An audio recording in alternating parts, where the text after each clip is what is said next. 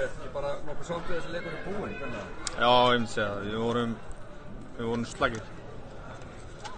Og fullt kredit á Þórsara, þeir voru að bara átt í þeim og þeir lögðu mikið á sig og þeir voru náttúrulega í svæði og við vorum í vandræðum, eða svona vandræðum, við hittum ekkert móti svæðinu, öðruleiklega voru við rægir og allt það, en náttúrulega varnarlega voru við bara algjörlega á hælunum og settum smá púst í þetta síðustu 3-4 og svona voru svona kaplar hér og þar og skilur í vörðinni og það dugði og hérna við, já, sigur og allt það og bara, nú er bara gamla góða áfram galt bara.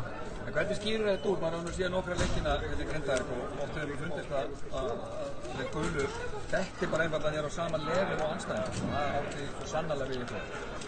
Já, ég er ekki sammálar, við erum á sama level og Þórsara. Við vorum bara, þegar var mikið meiri kraftur og vilji og gleði hjá þeim og við vorum bara í bölvum vandræðum og hérna, já, ég veit ekki hvað, hvort það verið vannmat eða hvað og eitthvað svona, við höfum að fara þægilega gegnum þetta. Ég veit ekki, en eins og ég segi, þetta er bara búið og gert og við unnum og ég er sáttur með það og hefði alveg mátt vera skrifið rétt átt og svona allavega það sem að koma skal núna næstu daga, en við bara tökum þessu og höldum okkur að bæta okkur leik.